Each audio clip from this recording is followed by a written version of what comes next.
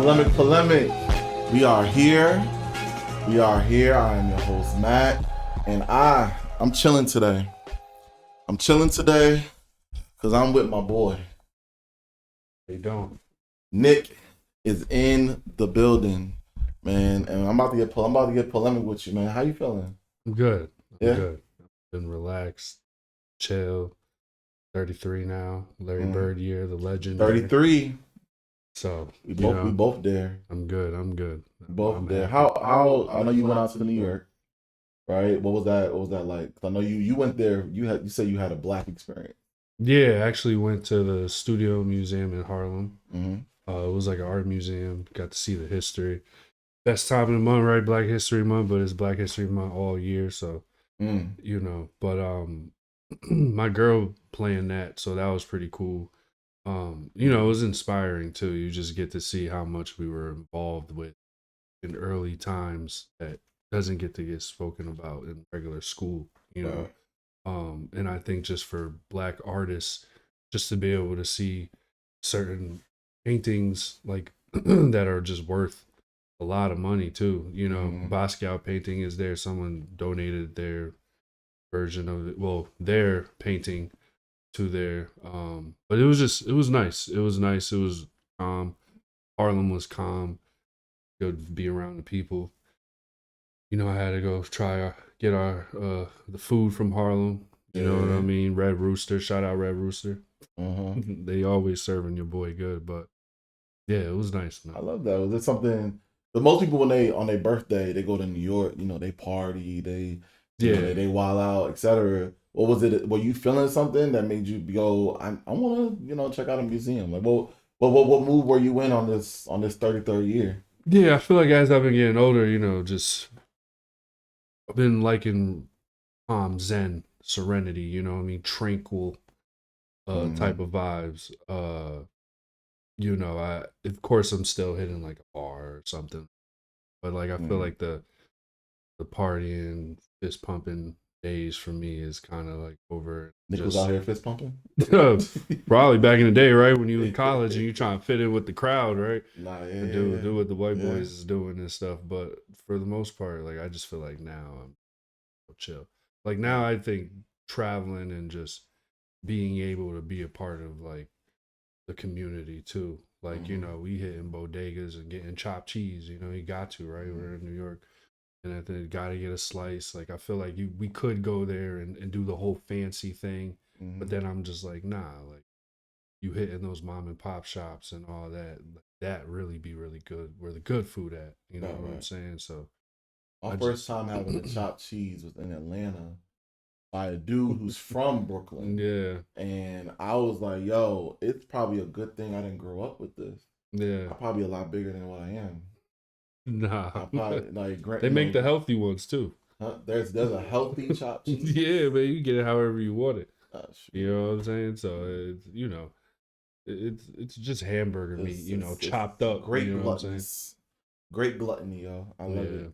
And in the essence of talking about us getting older, I believe we're edging towards the elder millennial range, right? Like as far as what a millennial is in the generational range right now, we're kind of teetering more towards the elder millennials. There was a generational conversation not too long ago between they had this round table of black men, and there were different black male celebrities and I guess men in the industry. There was some notable faces there: Luke James, Clifton Powell. There was some other brother there. It's a bunch of one of those like finger snap famous people, like that guy. Yeah. That's like you don't know his name, but you know him. You know him when you see him. You know the face, right? And there was sort of an argument that kind of escalated into fuck you and all this other stuff, and things got a little heated. But I liked the conversation they were having in total. If y'all haven't checked it out, I'm gonna put the link for it down below of this video, the full length video. But this particular clip Clifton Powell is being very vulnerable, right? Like before we critique and discuss what he's saying, I want to like acknowledge that he's being very vulnerable about his personal life and how his personal thoughts, and I think it came out exactly how he wanted it to. Some people are like, well, that's not what he meant, but you know, he seemed very level headed when he was saying it. But as a reminder, this is what Clifton Powell had to say when he was asked about his view on love and relationships now that he is in his 70s. Era than any of you Negroes is talking about. And I'm not saying I'm right, but most of this was laid on our parents. Yeah. My father was born in 1915. His grandparents were slaves. So it's not your mother's fault. It's not your father's fault. It's not your fault. We were born into 450 years of post-slavery PTSD. I am 69, I'll be 70 in March. I've just learned how to love. Our parents didn't know how to love. Their parents didn't know how to love. And if I could say anybody maybe had an edge, it was the women. That's why I celebrate Black women. I live with a psychiatrist, forensics detective, gangster, loving, who's just been patient with me to teach me how to love. I called my buddy, man. I said, I'm fucking up, bro, really bad. So I've never been monogamous. So I don't even fucking know what age did you become monogamous? Today. We don't talk about dopamine being in a pleasant center of the brain. Oxytocin is called the cuddle hormone. So a lot of times we're just talking in generalities. A counselor is going to get inside of this from a real scientific perspective. So when I hurt my girl, which I've done over and over, and I commend her for even being with me, I called one of my partners who's brilliant. He said, when you hurt somebody, where you leave them is where they stay. So I think our parents, our grandparents, our uncles, our people that raised us, it all comes from out of all of that. One thing that I just want to talk about, accountability, like, yes, we can talk about what our families did to us, but eventually comes a point where you have to decide, how do I want to live my life? I haven't talked to my daddy in 6 years. I don't give a fuck about what my family has gone through. I know where I will go. So it's like, you know, you can only say that for so long. Black women are tired. Everybody in here, several people have talked about going to counseling. Have that upon yourself. Stop waiting for a woman to tell you what you need to do. Take that upon yourself. Let me address that real quickly. For me, I didn't know fucking how to love. Can I say one more thing? No, I have to say this, because another thing that happens is, too, you live your life for so long, and I'm not meaning no disrespect by this. It's all right, just say it, bro. But when you hit your 60s and your 70s, I want to be right. Okay, but let me.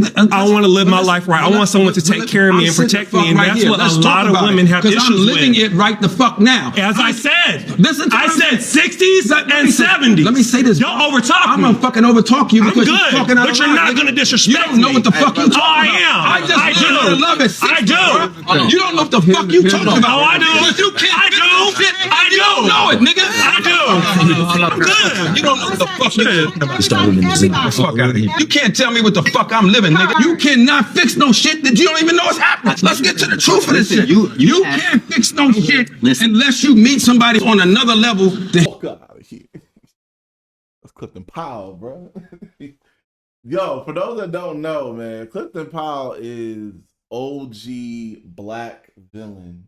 And I can name about 50 black films, classics, that he is like he's usually the bad guy. Yeah. That's what I thought. That's what people were saying in the comments, like, which is why this was so hilarious to people towards the end, because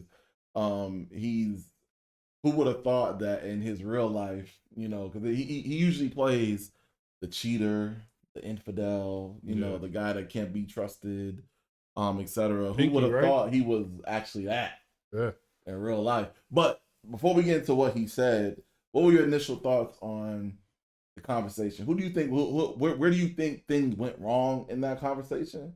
And was there someone that was in the right, someone that was in the wrong? I think Clifton Powell was in the right? Like, it's a conversation. I think the other dude, you know, he probably didn't like what Clifton had to say. But at the end of the day, you know, kind of shows a little bit of the era you were born in, where you can't sit back and speak. You know, like that. That dude that you're speaking about, clearly we can guess that he's Probably millennial, like probably millennial. Okay, probably. Okay. You know, and I just you know, he spoke about generational person, you know, trauma, Black people love, but like, you know, that's his side of it, right? Because like I feel like if you trace back, there's a lot of Black family from slavery days after that really locked in, you know what I mean, and cherish their wives, cherish their husbands, cherish their family, raised good families, generational. You know, I think it's the norm is what he's talking about, but also like I also believe even those families that are doing well, right, in those times still had their ancestors go through the same thing, right? You know, it's is he using the norm as an excuse though? Like, is he saying, because that's how it translated to me. It seems like he's saying, by the way, the average life expectancy of a human as like in recent data is 75.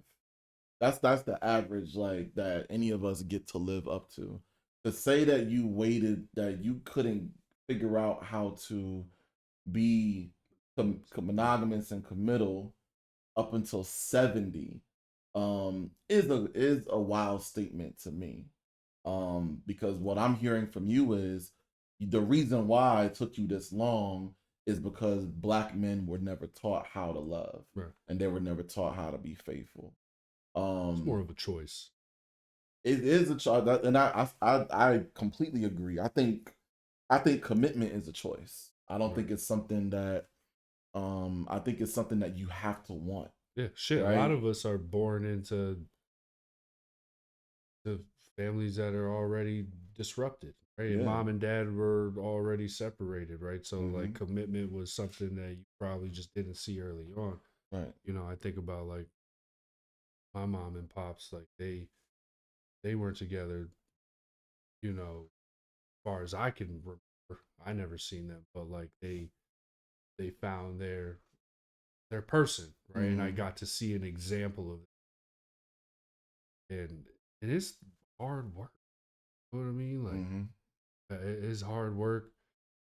You realize the bickering is part of it. You know, I think there's just a respect level, right? There's a line drawn. Significant, probably fine where you guys get into an argument. You ain't saying nothing too crazy, you know. But I think a lot. You know what? As I've gotten older, a lot of people just have a hard time committing to. Yeah. It could be going to the gym every day. It could be, you know, doing your schoolwork on every Wednesday and every, you know. And that's because they don't want it enough. Yeah, the argument could just be you don't want it enough. Like I think if somebody was over you, this is an extreme example, but if somebody was over you with their hands on your throat, your instinct is to get them off of you, right, because you really want to live at that moment. Yeah. If you're in the water and you're drowning and water is submerging you down, you're really fighting to get to the surface because you really want to live right now. Right. And I think that's the same kind of desire and want you need if you're going to be committed to this person, right? And or committed to the gym or committed to, and that's why, you know, I got a lot of female friends.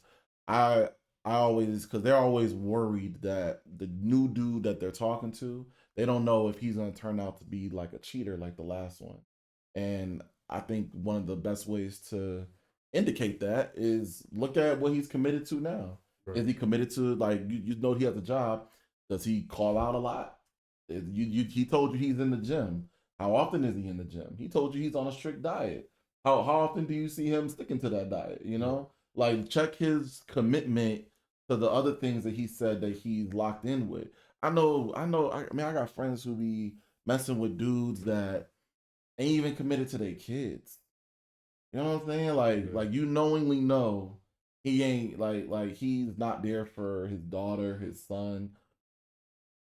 That's an indicator that he's not the committing type. Right. You know what I mean? Like then that's one of the most key responsibilities. Yeah. You know, when you turn into a parent. So do you think that because Clifton Powell was using this whole excuse of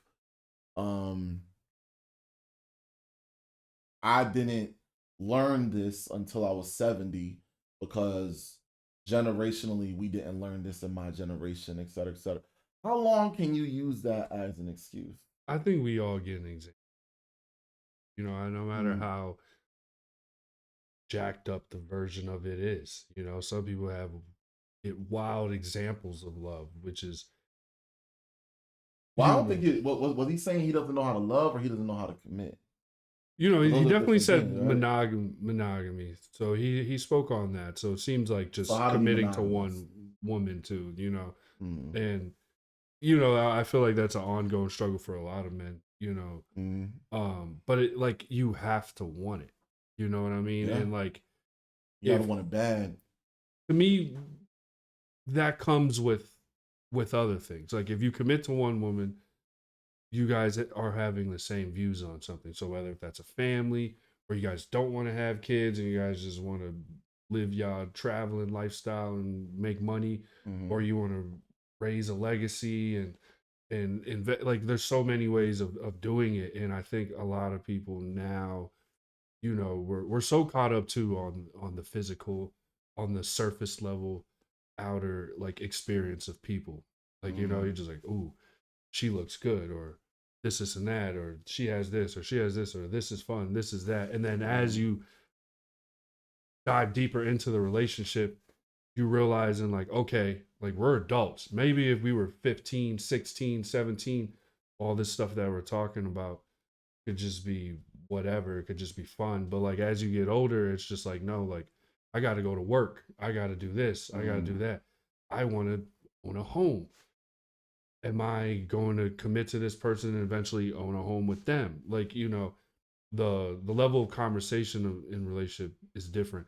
And I do believe when it comes to male and female, that conversation gets scary for a lot of people, you know, because it's like, oh, damn. You ever meet someone, they're just like, oh, man, you know, it's getting serious. Yeah. You know what I mean? They get nervous when it gets serious. Because that honeymoon stage is the best stage. You know, it's fun. You're just exploring each other. Be, you know? Like, it's my opinion that it shouldn't be. Yeah. I think for me, the best stage is when we're locked in. Yeah. Like, because the honeymoon phase, like, something wrong could happen at any time. Yeah. And then, you know, because we've never been in an argument before, like a real argument, things get rocky. Yeah. But when we're locked in, I can come home and, you know, we can argue about something. We can both come home, have a rough day, but we know that we got a routine. We know each other's buttons. We know where not to go and where to go. We're trying to make each other feel good. Like, I think that's what, for me, is the stage that I would love to get to. Once we are there, I'm cool. Right. Like, once we locked in, I'm cool. We can go through life this way. We can build a family with this. We can even build a business with this. And this stage is the stage that lets me know I will marry this woman. Right. Right. Like, I will present her to my family. I will mesh with her family, and we'll try to make this work. That's when we're in sync. Right. Right.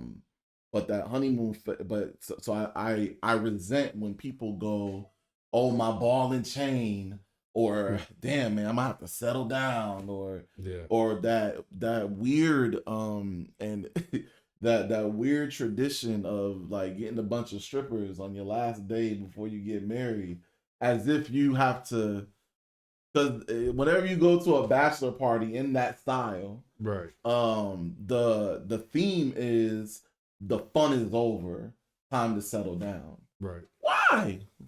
Why could it not keep being fun, man? Yeah. And also, if you really don't think it's about to be fun with her, either as fun as this or even more fun, why are you doing it?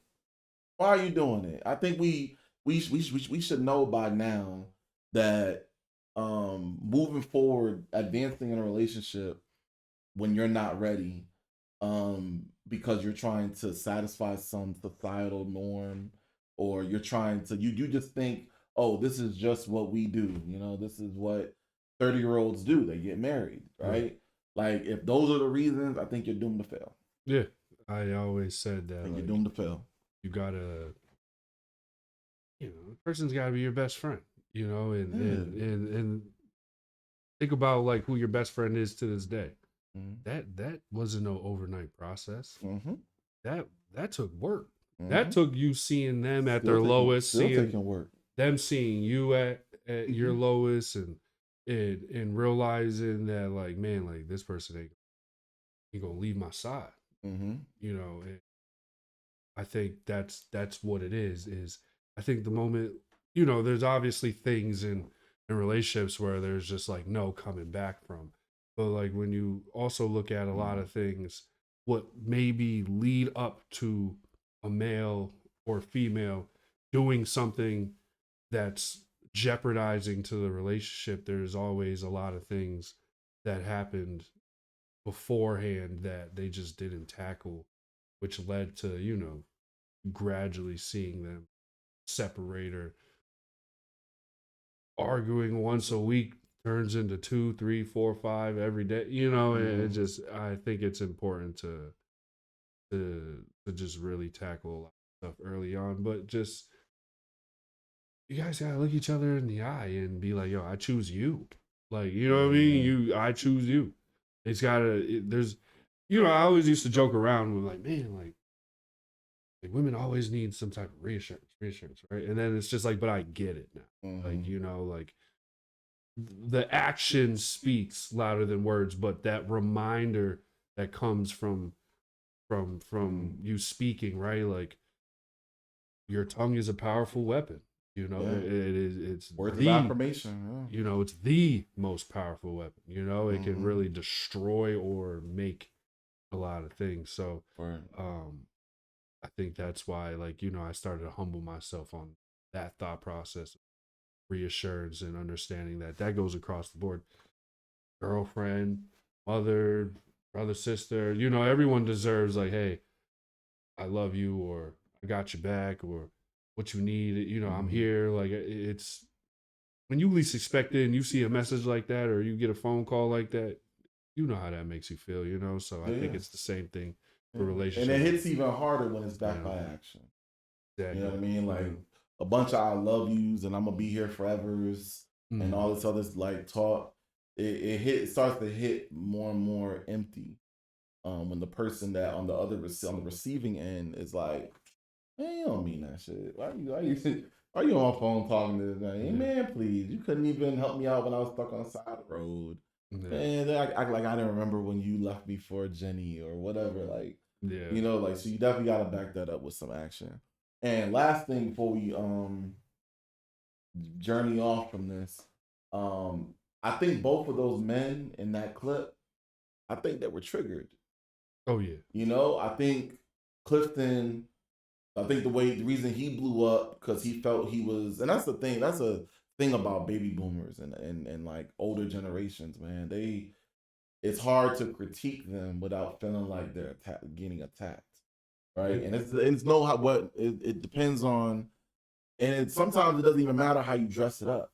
You could dress it up because he said, I mean no disrespect by this, and he still might have took that as disrespect, and I think that triggered him, and because he internally is battling with these, these flaws of himself. And I also think the millennial himself was triggered. I think Clifton Powell might remind him of an uncle he knows. Yeah, I think Clifton Powell might remind him of somebody in his life that he's encountered who's used his age as an excuse for why he screwed so many people over and why he was such a terrible person. Like, I was never taught how, like, that statement, man, it's like, and I don't know numerically what number to put on it. Like if a 20-year-old comes to me and he's like, hey man, I cheated on my girl. Look, man, I didn't grow up with I mean, like I grew up with a dad, but my dad was a cheater, and I love my dad, you know, and all my all my male figures, my male role models, they were all cheaters, and it's something weird. It's like if you were that aware, if you're that aware of what's in your environment and whatnot, that tells me you also are aware enough to go seek the help you need to seek. Yeah, you know what I'm saying. So, and make you change. You know, like I said, like him choosing at 70.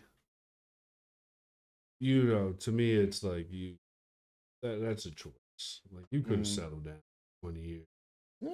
You could have if you really wanted to. Like it's when we enter the dating game, right? We're actively trying to find a person. And if you are in that dating realm, like, you know, I can't speak for everyone, but getting a date isn't really the hardest part of it. You know, it's obviously finding that person and going a little further. So it's, but who's to say what his lifestyle is and what it consists of? Or I mean, he gave us a glimpse. Yeah, we all know he's Clifton Powell.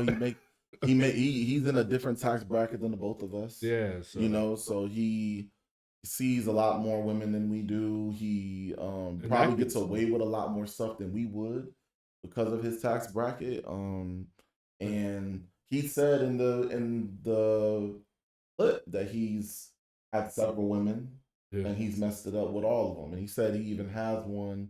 He mentioned that he has one at the house, and he said that she's a psychiatrist, and so I guess maybe she's the one who has him thinking this way and conquering his psychological flaws, right? And you know how, and then shout out to her and her patience, yeah, because right, exactly. You know, after learning all that, I don't know too many women who would be like, oh, okay, I'll give it a try. Patience, right? Like that's I'm glad that you mentioned that. You know, as we get older, right? Like we tell ourselves we don't have time.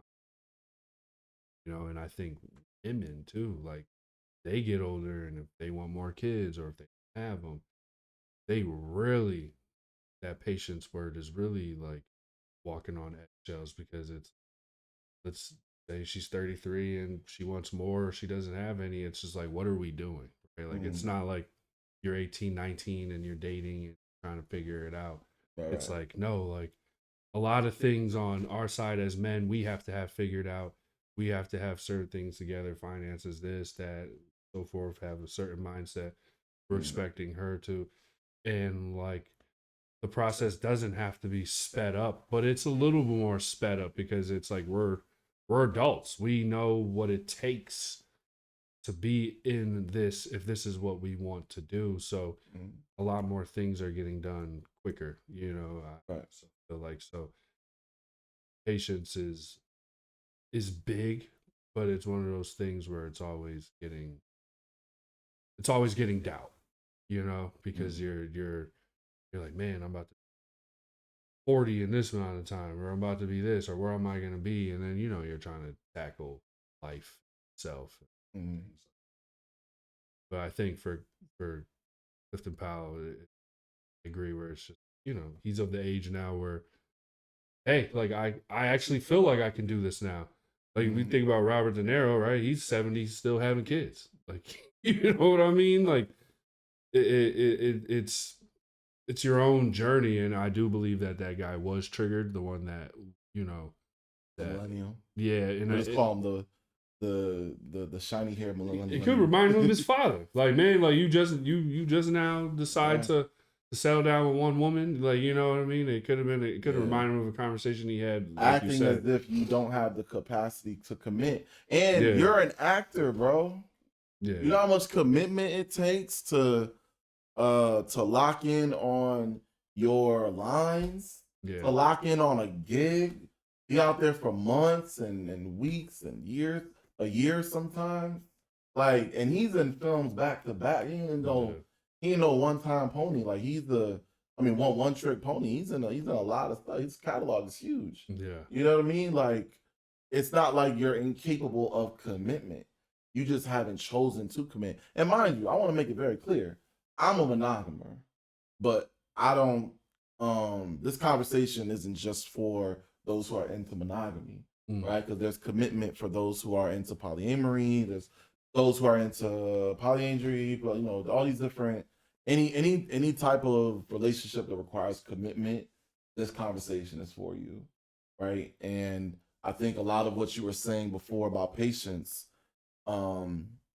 makes me think of work and the work that goes into maintaining a relationship and maintaining a friendship. Like even the closest best friendships I have now, we're still working through because we're changing. Like we're changing through the years, but through those 10 years or 20 years or whatever, we gotta sit every once in a while and talk through things. We have to figure out new routines to stay in contact or whatever the case may be. That it takes work. Yeah. And transitioning a little bit to our next topic, because yesterday we were talking about couples on social media. Right. And a lot of couples on social media, they don't demonstrate, or not demonstrate, what's the word? Is it showcase? Yeah, they don't showcase the work into a relationship. I think a lot of people watch these couple influencers now, and it kind of just seems like it's all hunky-dory every day, and it's just all laughs and giggles and and great sex and awesome kids that never act up and whatever the case may be.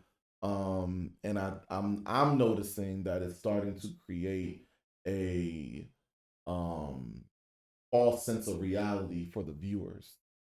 I don't know if that I'm not too sure if I'm willing to put the blame on the creators of the content for that as I am for the viewers. But where was your mind at when we were talking about that particular topic? What was your thoughts when you were thinking about how relationships play out on social media? Yeah, I think there's a good side to it, right? Like it could be inspiring. It could be like, when you look at these videos that like couples are traveling in different areas and they're like, oh, do this and do this, right? That's inspiring. Oh, and when we go here, this. Yeah. The way I say it gets tricky and it could be bad is the expectation that it sets for couples that maybe are not that financially savvy or just still learning each other. And one of them for me is a lot of like the gender role stuff that they like doing on there. And for me, it's just like, give me an example. What do you mean? Well, for example, is there's men that don't know how to cook, right? There's women that know how to cook. Trust me, I met them too.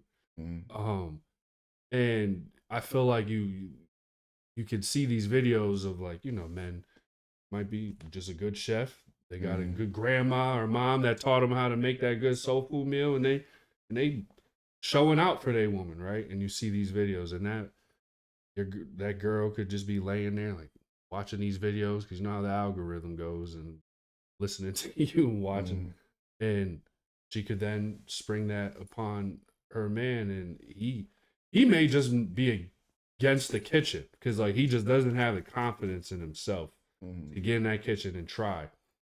But that could like spark some animosity amongst, because it could also just offer the strength of, oh, you don't even want to try for me. But you don't even know that maybe, I don't know, maybe he burnt down the house when he was 7 years old trying to cook some eggs. You know what I mean? And that's just like the far left with it. But I that's just one little example. And when it's not bad, right? Like it's not a bad thing either. I just believe that like we study with these social media couples, some people study them way too hard. And you're applying what they're doing to your relationship. Right. And it's just like, that's not it. Yeah. Like, learn your person. Like, I get that you would want that in your relationship, but like tackle the basic things or the things that are being done or the things that you do like that your spouse is doing. Let them get that down pat, master that, and then work your way into other skills. Because the reason why I bring that up is because I had a funny conversation with someone, and and it was just like, oh, you're not gonna go to your girl and be like, hey, I would really like if you shovel today. Like, it would make me feel good, right? Like, no, like you're a man, get your ass up, go shovel. Right. I would really like if you brush off the car today, and it's just like, that's our job as men: shovel, clean the car off, take out the trash.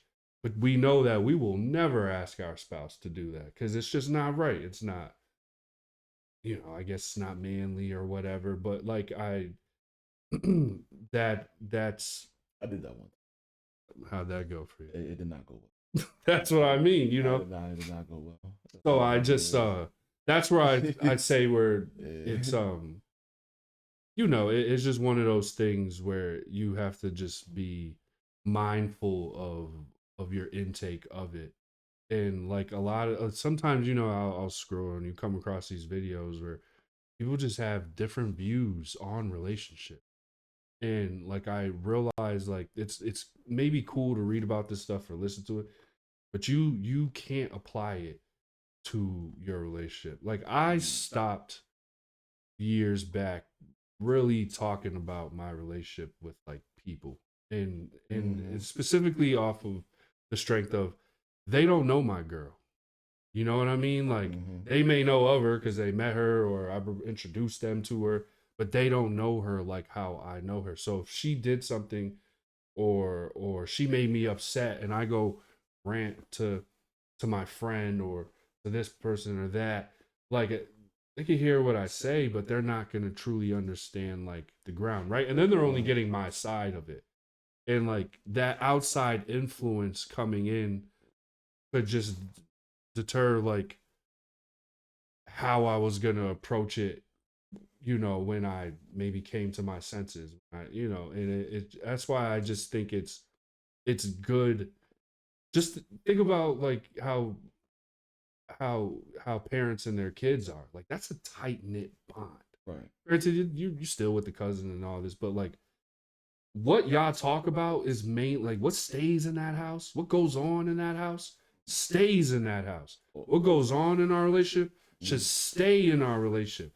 A lot of times you find yourself talking to people or that shit, their relationship ain't no better, or their relationship ain't going so well, or they never even been married. So why would I talk to them about proposing to my girl? Or like, it's just, we give a lot of,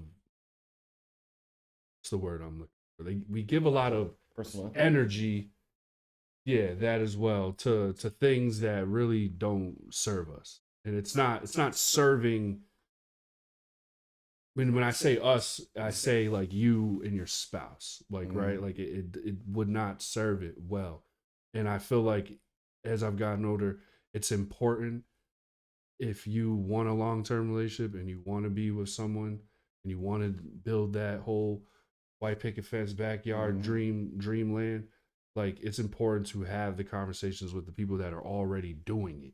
Right. Like, you know what I mean? Like I don't have those conversations anymore. So you're not completely against. Well, I have two thoughts. Because I want to address the what stays in this house, what happens in this house stays in this house. But I want to trail back real quick.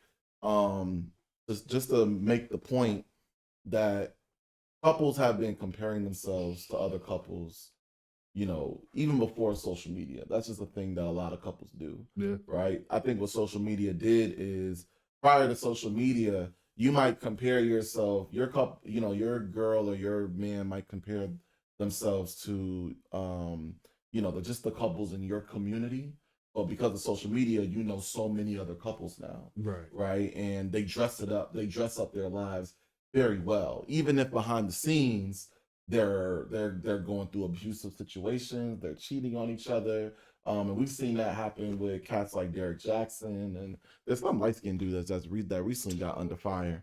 I forgot his name, but but they're telling me he's a couple that they are on his ass, bro. Yeah. But anyway, I think with the social media that people got more into couples, so now it is pretty natural that the boyfriend or the girlfriend would come back to their partner and be like, hey, we should strive for that. We should do that.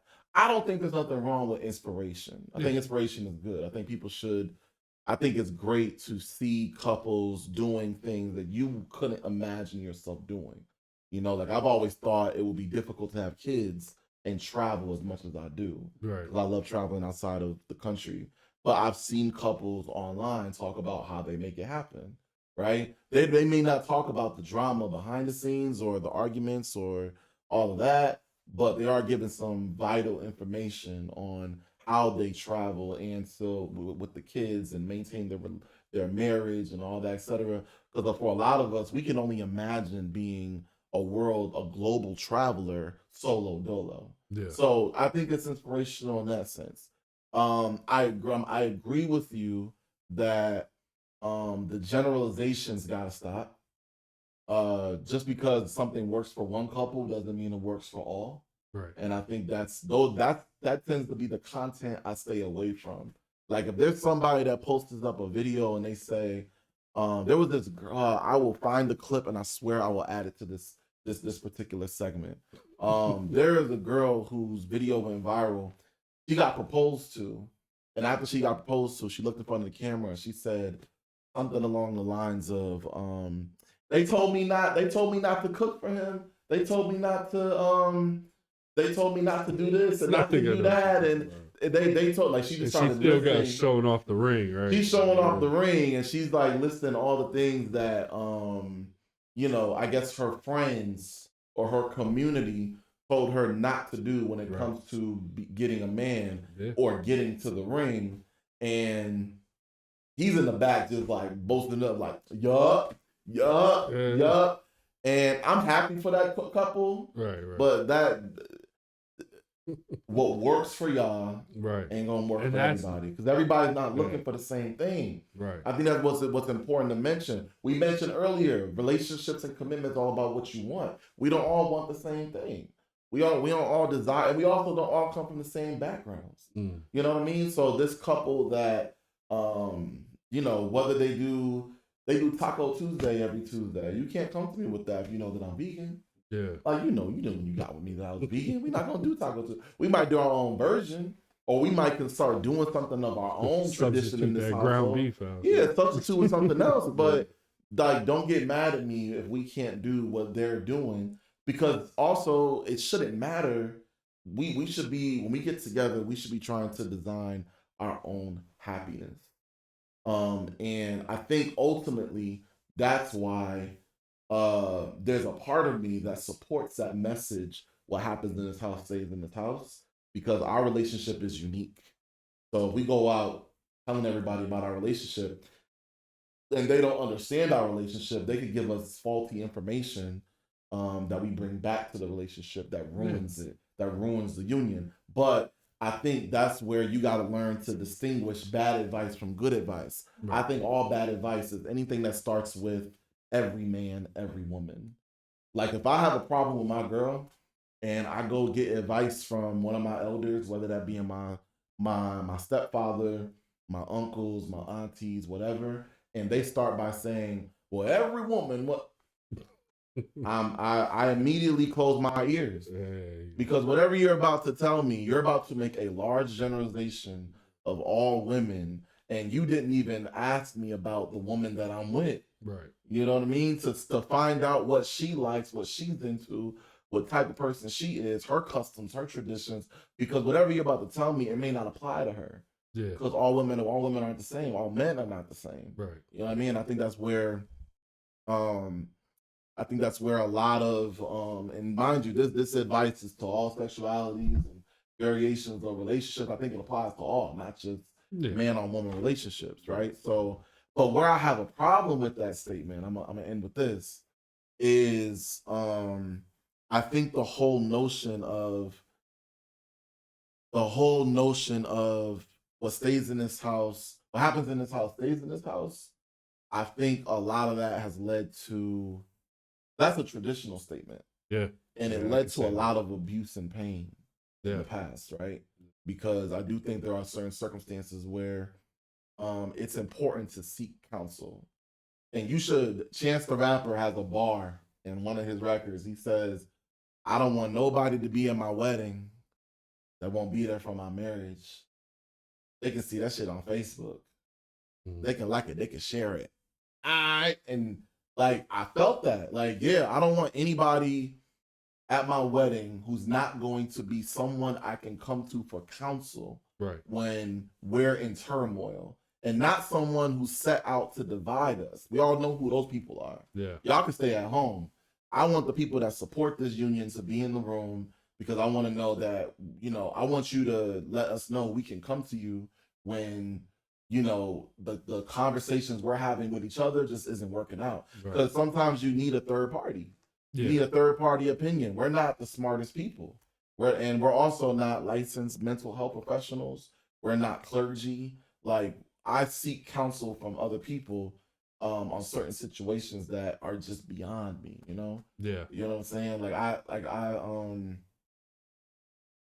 I remember when I first started in one of my relationships, I was with someone who had a child. I'd never been with somebody who had a child before, you know? So I can only talk to somebody who's been through something like that before, who's been a stepfather or a stepmother, or someone who stepped into the situation, and kind of talking about boundaries and, you know, what were you able to put up with? What was that experience like? Because I just can't get all that just through conversation between each other. But yeah, I do think that sometimes you gotta step out and let people know what's going on in the home. Because it should be marriage should be a community thing. Yeah.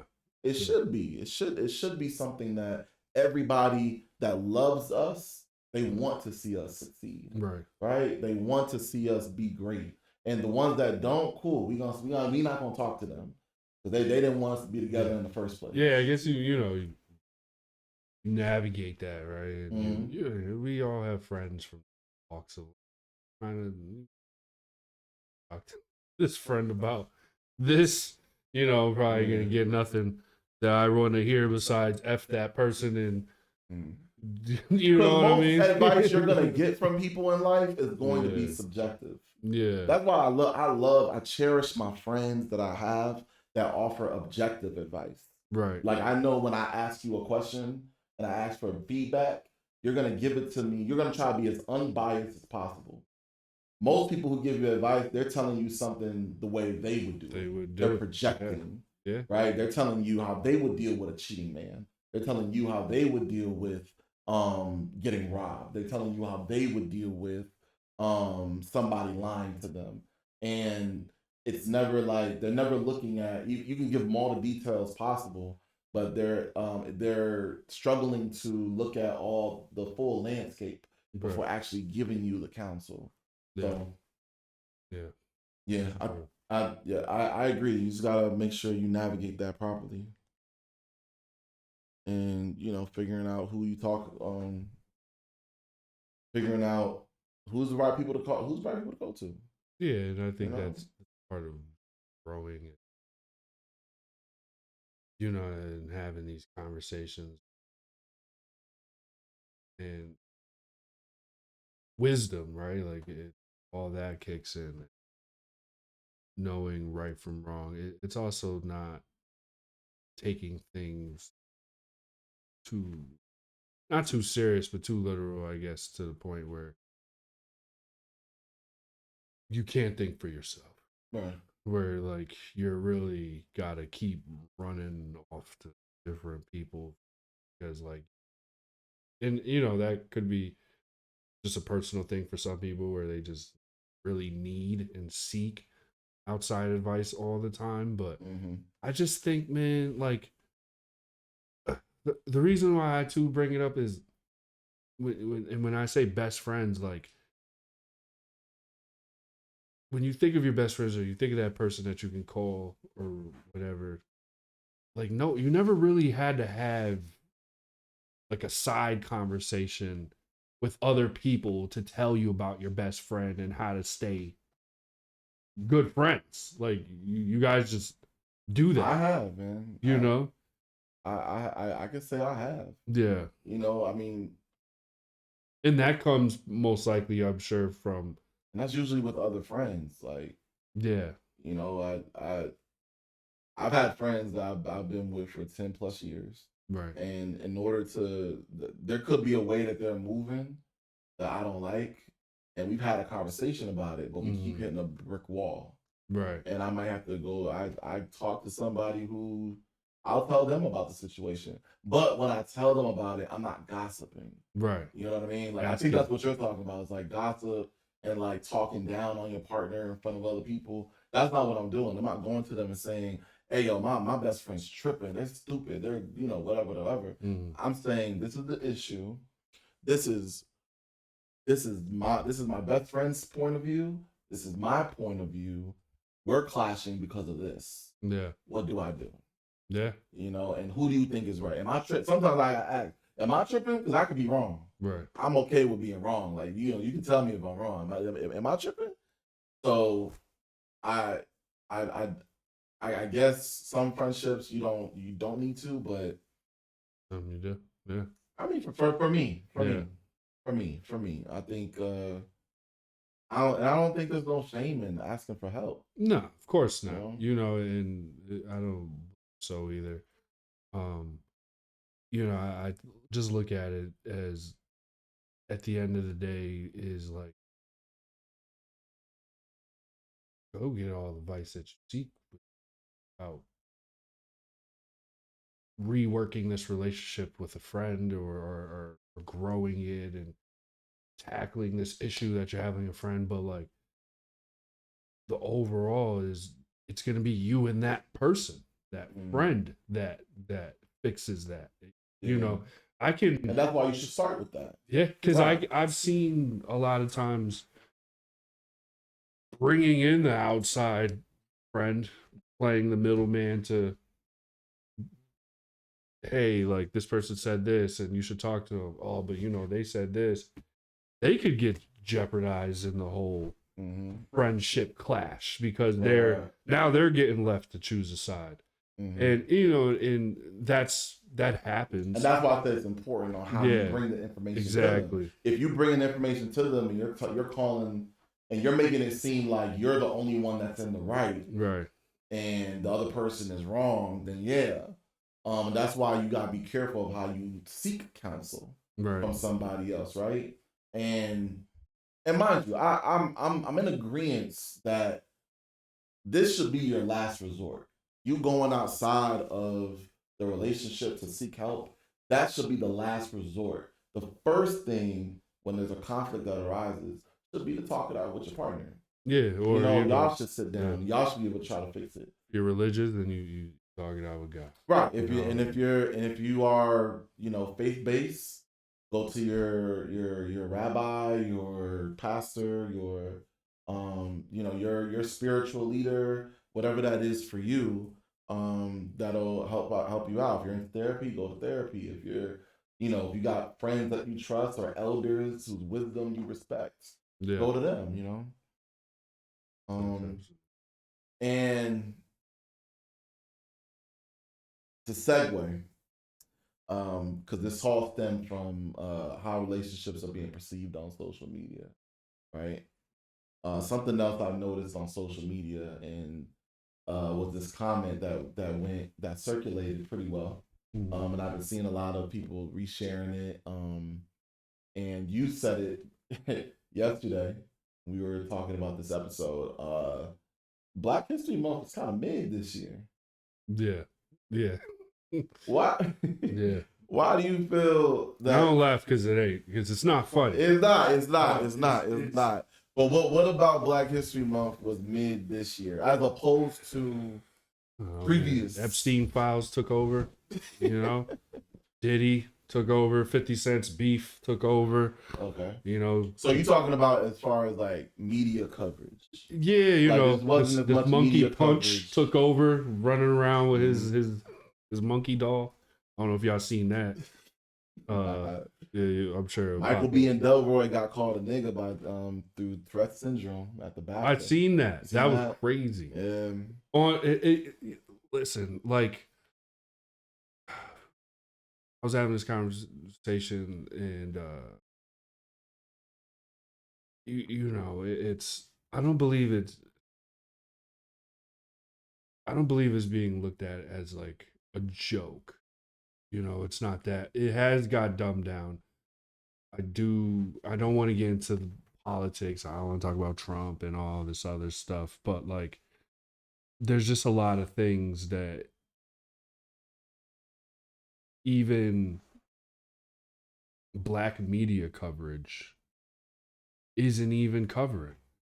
Now, for example, I remember the Shade Room, right? We all know the Shade Room on Instagram, right? They're probably 24/7 news. Yeah, hip hop, cultural, black, Hispanic, cultural news, drama, whatever you want to get from them, right? But I remember like years back, they used to do like, I don't know, every day of the month, which is February is a short month, of like just a black pioneer. You know, they would speak about someone from different time periods about who did what and what they did for the black community. I hadn't even seen that from them, besides them entertaining black beef. You know what I mean? And I just, that's what I'm saying, man. I've been telling people for years, man. I think it's time you should definitely not be going to the Shade Room for anything inspirational or uplifting or super or highly informative. I think Shade Room is strictly for entertainment and drama. And like if you're in, you want to know who's cheating on who, you want to know who's fighting who's beefing with who.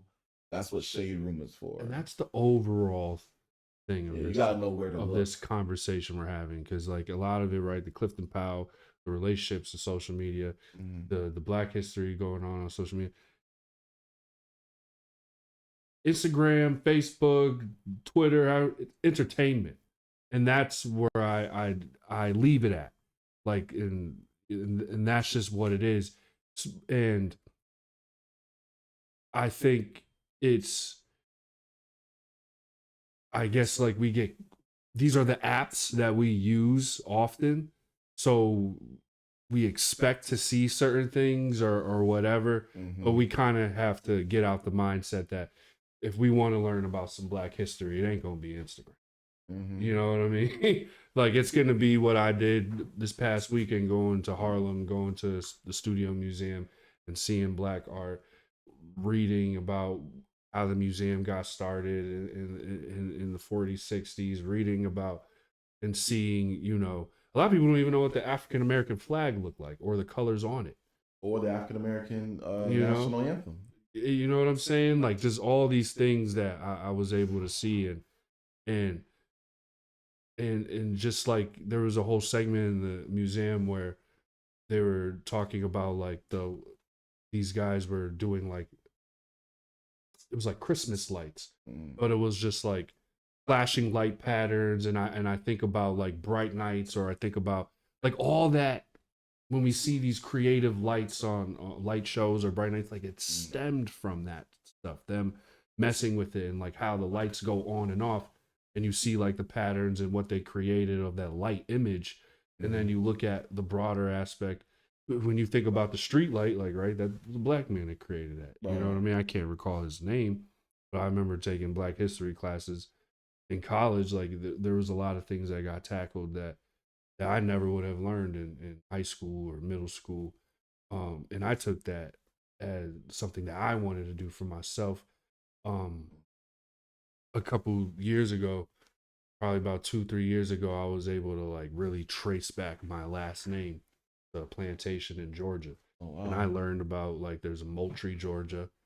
And then there was a governor named William Moultrie. When you read about him, they say he was a planter, a war general, planter, plantation owner. We all know the history. So it's like I choose to take that deep dive, and it's definitely something as blacks, and I'll say even Hispanics too, like where we have to take the deep dive to to continue to learn about our culture, teach our children and the people we love about our culture. And you're saying that Black History Month was mid because in order to learn, because it's supposed to be a time when people are learning about Black history that they may not have known before, especially the kids.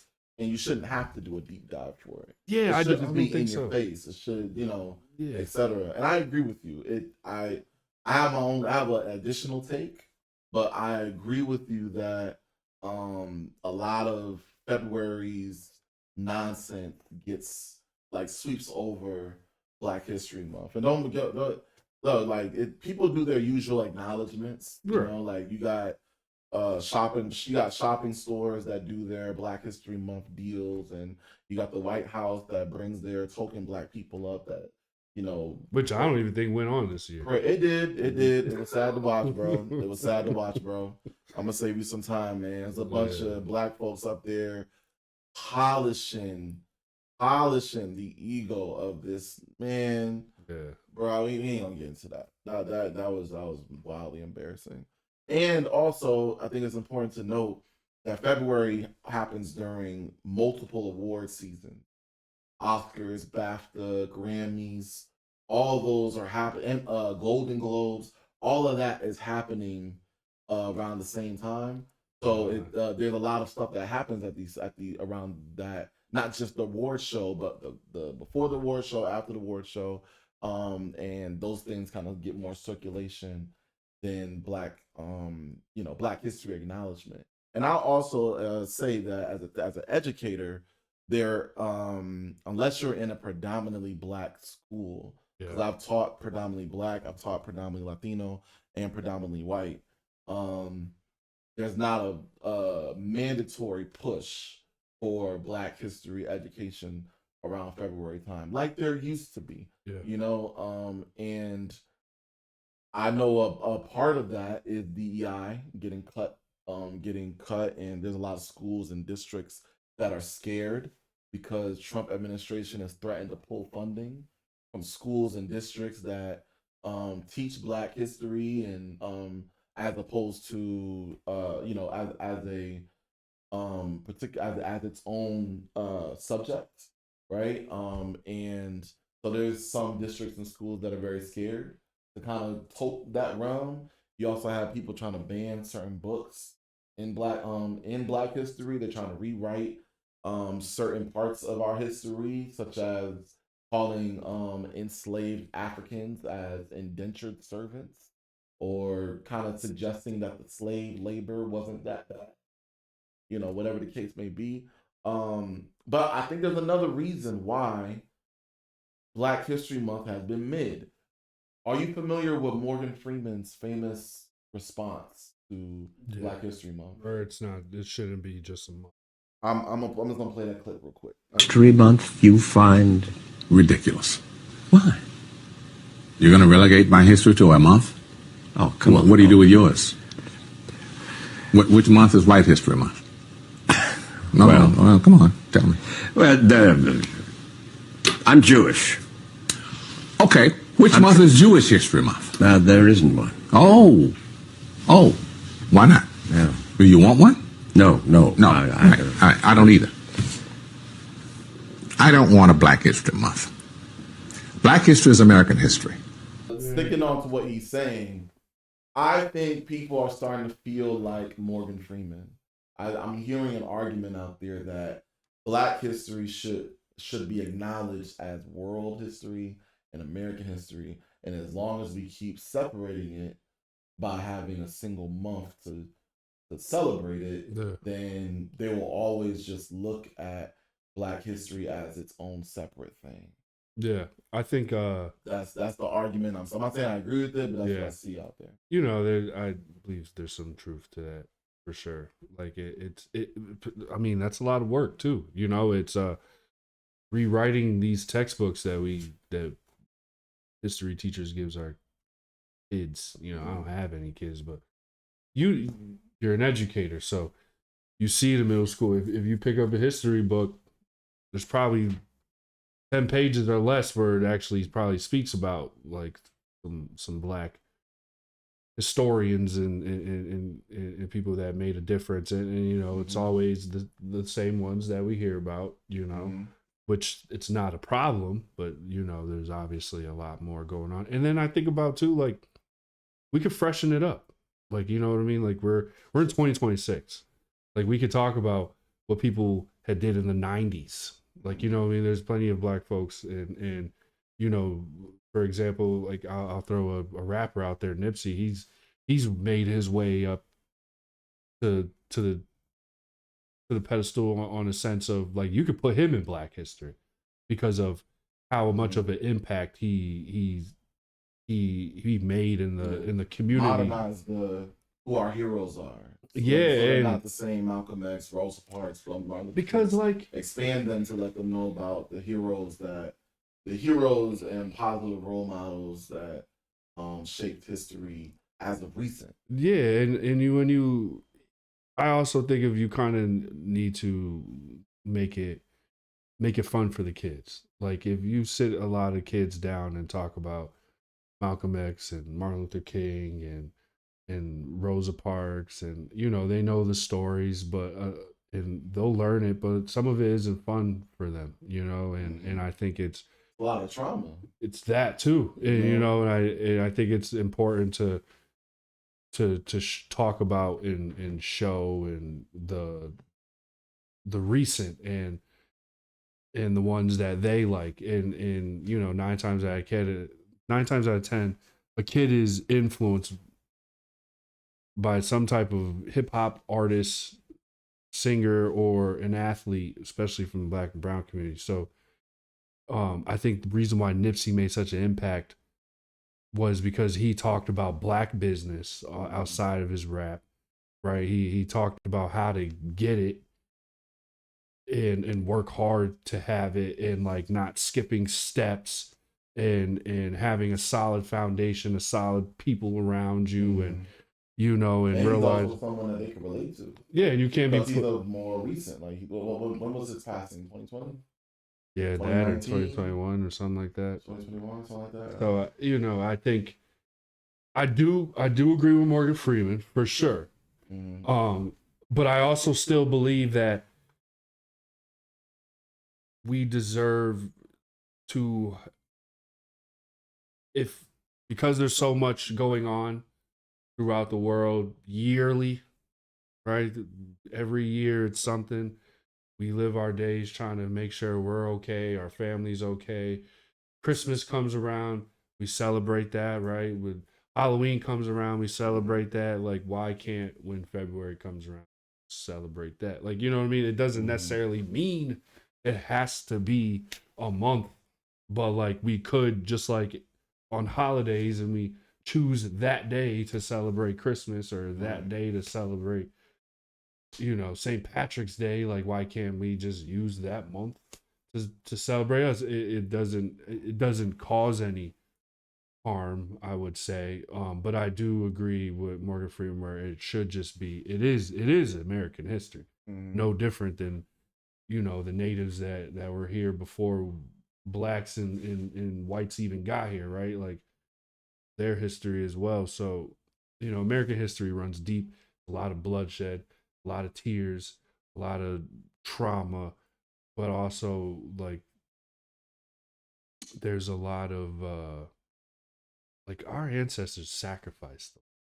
You know what I mean? And I think that gets dumbed down.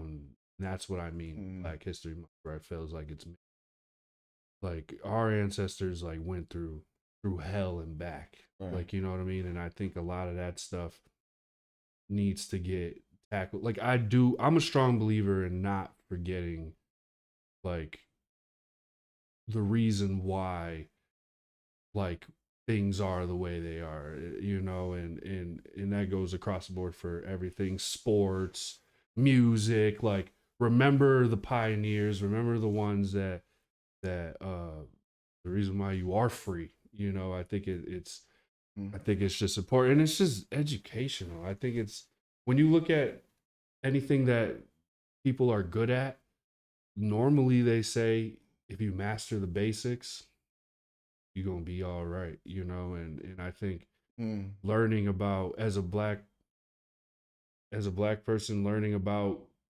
what your ancestors went through, and you may take your black life more serious. You know what I mean? You may step with more intent because it's like you're not throwing it away too with a lot of just things that are just going on and feeling like, you know, you lost hope, I guess, in the country or whatever it is, because things is going. I can take it a step further. Yeah. Not only will you take your Black life more seriously, I think Black History Month is beneficial and needed for all Americans to witness, right? So, because I want to comment. I got two thoughts again, but I'm gonna start with the first one. One, yes, the way Black history has been taught is just as important as having a month for Black history, right? Because part of the reason why Black history does get kind of dumbed down is people are just exhausted with the same conversations about trauma, slavery, civil rights, Black Reconstruction codes, all of that, right? And Black history is so much more than our traumatic passes. Just to be clear, Black History Month is to celebrate Black American history, and Black America has its own culture. We have our own language, Ebonics. We've championed and innovated genres: hip hop, R&B, rock and roll, jazz. We have our own style of food, soul food. Like, the list goes on. Divine Nine and Black Greek organizations, HBCUs, all of that is Black American culture. But you don't hear about any of it during Black History Month if you're in a K through 12 school. Right. Not often. Or even just in general media. You're not hearing about that side of Black history, you know? And if it was like when it's Hispanic Heritage Month, right?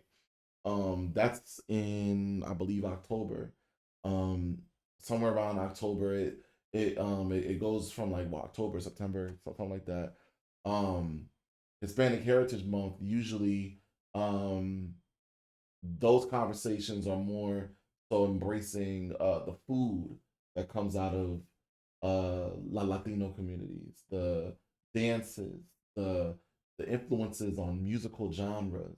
They're highlighting their inventors, they're highlighting their politicians, their leaders that have shifted the landscape for their people, and not just their people, all people, because the work that Martin Luther King did benefited more than just Black people.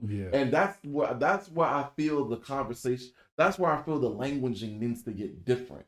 Like, when you're telling the kids about Malcolm X, when you're telling them about Martin Luther King, when you're telling them about Marcus Garvey, when you're telling them about the guy who invented the traffic light, the one who invented the microchip that we use for our cell phones, when you're telling them about these great inventors and these great leaders, tell them that what they did made life better for all, not just Black people. That's another reason why people pull away from Black History Month, because they feel that it's only talking about Black contributions to Black America, and it's not being looked at as Black contributions to all of America and all of the nation. Second thought, I would love to follow what Morgan Freeman's on, but I'm more leaning towards what you're saying. We need a hyper focus, especially now more than ever. Our administration is actively trying to rewrite history. We're just not there yet. I would love for Black history to just be something that is taught throughout the year, something that is implemented into every social studies class, something that is, you know, brought up during certain key moments of the year, like Martin Luther King's birthday, Malcolm X's Day of Death.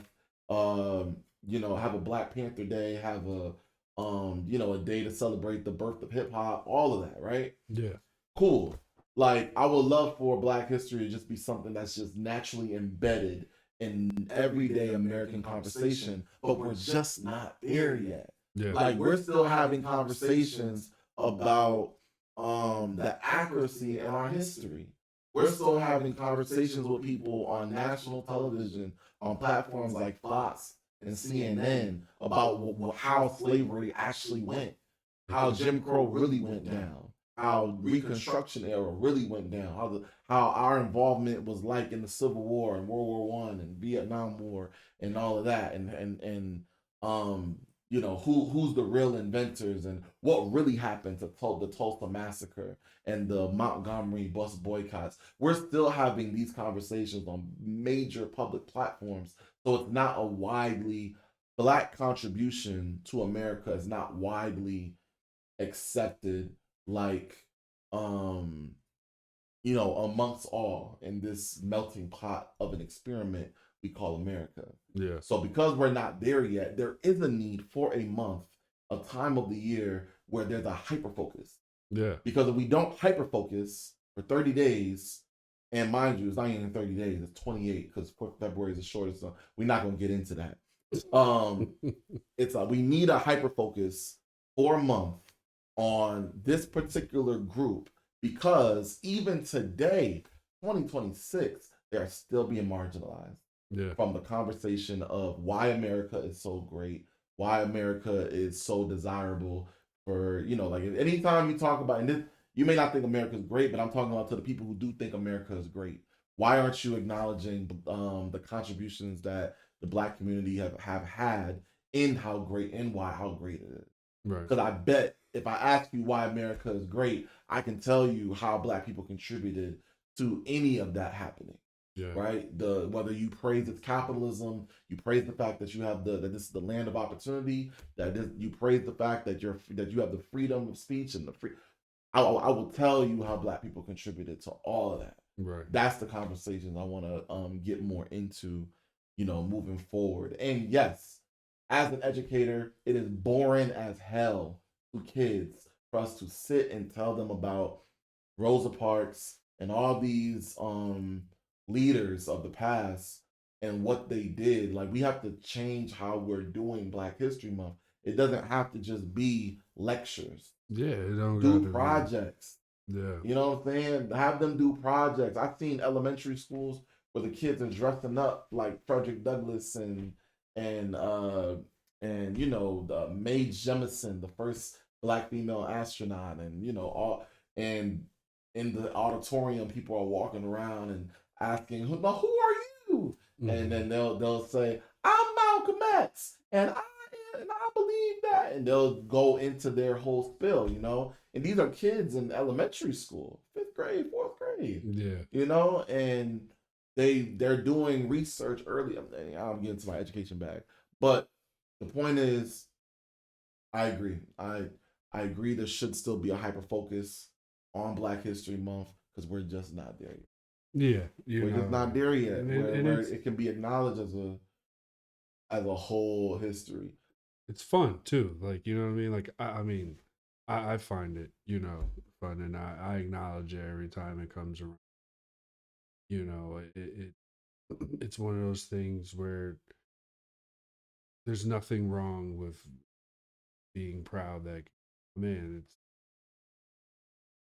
Black History Month. Ain't nothing wrong with waving that around. Yeah. You know, and then we need more of it. I don't think we're loud enough, bro. Yeah. You know, there and that goes a parade. That goes for all races. Like you, we you live in Springfield. We got Puerto Rican parades. We got Caribbean parades. We got St. Patrick's Day. There's a parade. I want a Black American parade. I'm working on that. I would love an African American parade, just strictly for, because usually when we have Black centered parades, we loop in the Africans, we loop in Caribbeans because they're a part of the diaspora, the African diaspora. Yeah. But I'm talking about, we need a parade that's strictly just for Black Americans every February. Yeah. I will actively love to work towards that as soon as I, you know, free up my schedule. But I'm sure the community out here would love it. It would be bumping, yo. Yeah. Like, hip hop would be centered. Yeah. R&B, jazz, rock and roll, nobody country. Doing that yet. So. We'll remind people of the Chuck Berrys and the Jimi Hendrixes and all those who pioneered the genres we forgot that we created. Right. We can display the origins of soul food and how we went from treating the master scraps to making food that, again, the whole nation loves.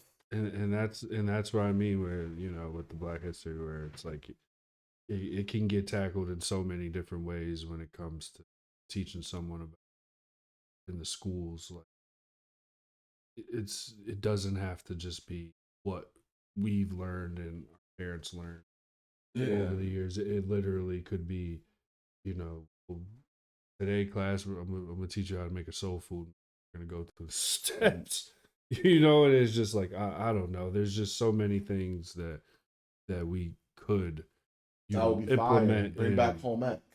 Yeah. No, for real. Like I think a lot of people could use that. Like a lot of kids could use home ec. You know, you know what? I just it's important actually. I just thought of a problem in my plan, man. We can't do parades in February. Oh nah, probably it's too cold, right? It's too cold, man. Damn. But we need to do something. We need to do something. Festival, expo, something. Yeah, tear up, like rent out the Mass Mutual Center and just go fucking crazy in there. Like, good. Yeah, we different vendors need to and make stuff. That happen. Yeah. You know. Speaking of going crazy, Polemic People Podcast is funded by Mass Development, TDI, and the Bar Foundation through the Springfield Creative City Collective. This program is one component of a broader TDI Creative Cities initiative to boost arts-based economic development. The Springfield Creative City Collective is a coalition of artists, organizers, and economic development leaders working to transform and revitalize Springfield's creative and cultural economy right here at my home. They're building real pathways for creatives, entrepreneurs, and communities to thrive right here in Springfield, Massachusetts. If you believe in art, culture, and community are engines for change, this is your people. Learn more and get involved at fccc413.com. Big love to the Springfield Creative City Collective and Mass Development for supporting this podcast. Polemic. You mentioned that the kids are going crazy about anime lately, right? Now, just to give some background, growing up, and correct me if I'm wrong, add in anything that I'm missing. Yeah. Growing up, we had our cartoons, right? And I'm willing to argue that we watched cartoons a little longer than this generation watches cartoons. I don't even think this generation watches cartoons. I don't think they watch. Yeah, I mean, unless they're forced to. I think they're forced in front of Coco Melon for a little bit. Like YouTube cartoons. They kind of move away from it, and all of a sudden they watching Stranger Things and Narcos. But kids watch. When we were watching cartoons, I think in that era, the key anime that we were familiar with is what today's anime community will call. Some call it the watered down anime. Some call it the Americanized anime, whether that be in Dragon Ball Z, Digimon, Pokemon, Sailor Moon, Inuyasha. These were all on Toonami and various other networks, but Toonami is what I remember. Right? And it wasn't streamed. It's important to remember that. Yeah. You had to Alpha. Nah, chill. Gen Zer. I was there for that. I was there for that time. Yeah. Talk about the trenches, JJ. What? Nigga, JJ, how old are you now? Like 16. Okay, so yeah. I was there, back then. Pokemon thing. But sometimes when I will wake up, eat, I would go to Cartoon Network. Would have Tommy on. Would have not the original Dragon. That's what I was. Yeah, they keep redoing it for y'all. I don't know. So that is a little bit more new, you know. Back then, like they So, but the storyline's not different. The drawing is different. Right? Not just. It's like Dragon Ball Z Kai is like a cut up version. Simplifying it. There was a lot of stuff added. Because it's simple. It's cutting out. There was a lot of stuff added in like the old version, so they made like a cut up version. Yeah. That's like more accurate. Taking out the filler. Yeah. For the most part. How much? Well, like so. Okay. I'll let JJ finish it. Yeah. Like the original Dragon Ball Z was 290 episodes. they cut it up all the way down to like 60 Egregious. Yeah. That is egregious. I mean, that's what they need to do with One Piece. That's telling me that they took out mad storyline, mad plot points. No, not really. Because how do you reduce it by a whole 100 episodes? Think about It's battles. So it's mainly battles. Dragon Ball Z has the longest battles. Yeah. So they've extended the battles. No. They cut down the battles. And there's still a lot. So think about when our old Dragon Ball Z, mind you, like the old when we used to watch it. Like, think about the Cell games. Right, let's get into that. Like that had to be like 20 plus episodes. But think about like Dragon Ball Z was so known for like they would fight, and then they're talking about like their power levels for like 10 minutes, and then they're scrapping again. You know what I mean? But I enjoyed that. Yeah, of course. That was part of the storyline for me. You're in one battle. But this is important. Because that's what made Goku versus Frieza so amazing. Like they kept all that filler talk in between. It extended it for me. Our attention spans was different back then. And they only dropped it once a week. And they dropped an episode once a week. So that battle was going on for at least 3 months. Patience. We had more patience back then. We could wait. No, don't you? But is that not something that you feel this generation needs to learn? So you know what? I'm glad that you mentioned that. Attention spans is not something I think we should be aspiring to. So I think about Stranger Things, right? I'm gonna go back to anime, but I think the way they drop episodes now is like when you drop a series and you just put it all out on Netflix, then you're binge watching it in 2 days. And you're like, damn, I ain't got nothing else to watch. I truly still believe in dropping 2-3 episodes a week and making people wait because that anticipation draws more viewers. We're like, damn, I can't wait till the next episode. As long as it's good, yeah. And that's what cartoons, that's what anime, that's what TV shows in general did for us back then. Right. We didn't have the easy access like YouTube or whatever, or streaming sites that we can hack and just watch all the episodes laid out. We had to wait. We would watch, like, I'll never forget when Naruto first became a thing in my life. And I was in middle school when Naruto came out. Mind you, like this is the early 2000s. Kids coming to school with the bandana on, with the metal joint. My mom, we went to the library and like I was just looking at books and I saw like this manga. It was like Naruto. That's how I first discovered it, reading it. And then I'll never forget Toonami like dropping it. Like, oh, Naruto, the first episode drops on this day. I remember every day like after school anticipating that, and it came out on a Friday night, and I remember I don't know where me and my mom went, but I was like, yo, we gotta get home, gotta watch this, you know what I mean? And and it was through traffic, you know what I mean? And it was important, you know, and it that makes you pay attention to these animes. And I agree. And also I think it's important to note, because I mean today's Dragon Ball Z and today's anime,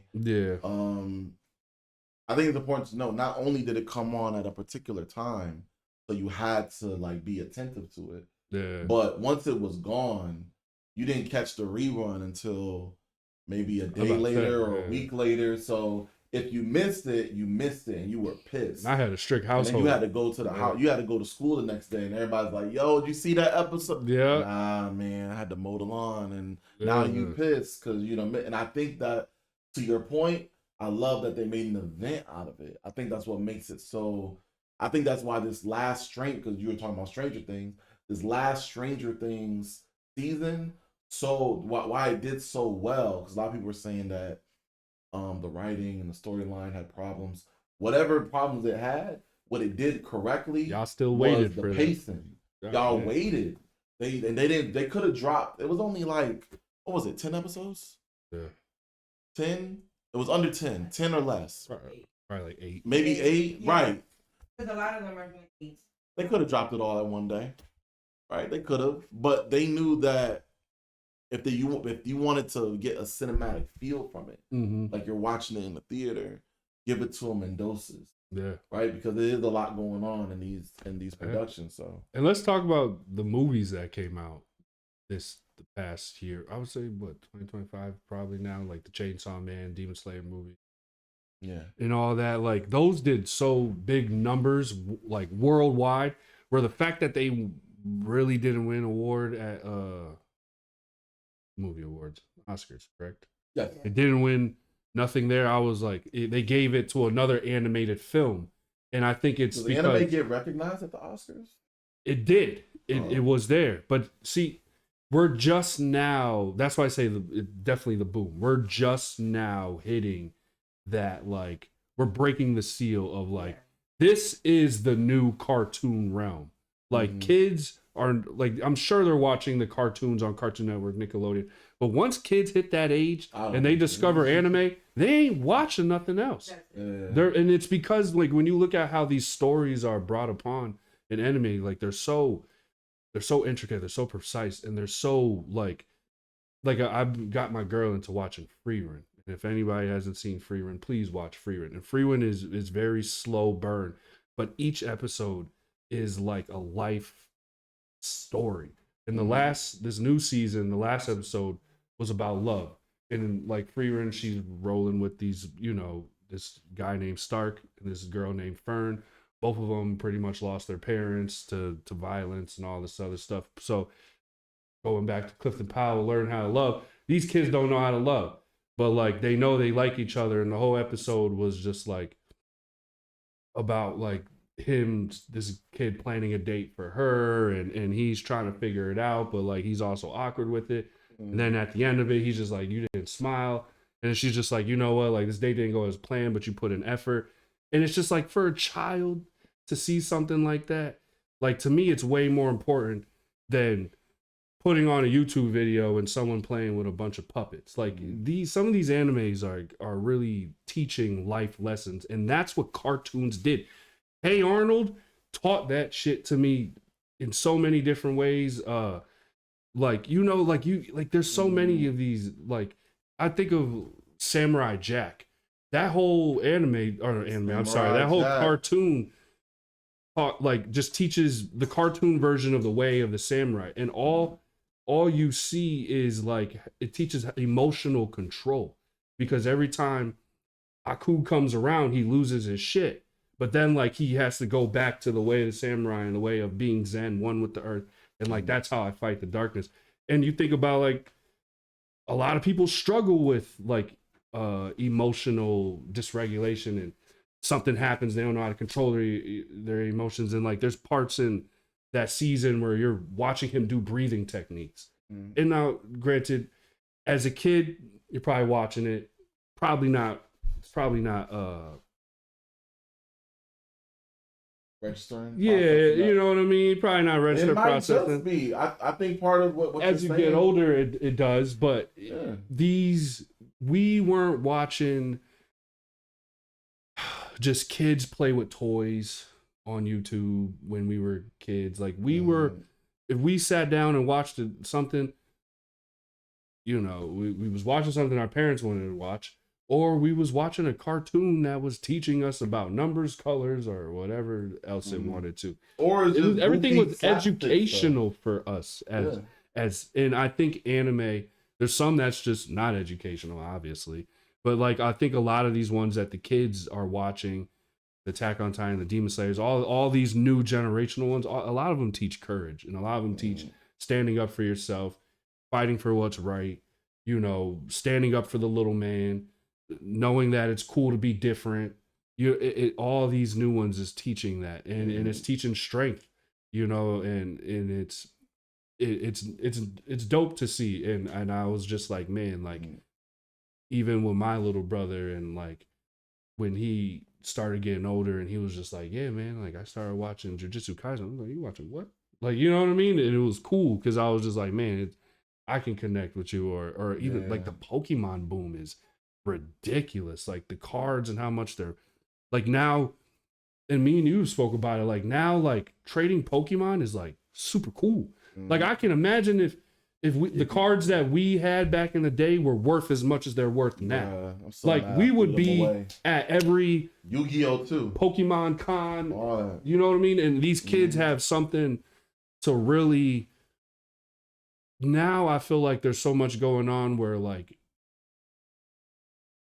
if you decide to go in this route and do the wrong thing as a child, like you really don't have to anymore. Like even I used to work in DYS, and I'm dealing with all different kinds of kids that come through there, you know what I mean? And even the most kids that are most involved in the streets is still watching anime, you know what I mean? Like you would never see that back in the day. Like, what the hell you talking about, man? I'm out on the block. Like it's like, nah, he out on the block and watching Naruto while you're on the block. Like, you know what I'm saying? Like it's cool now.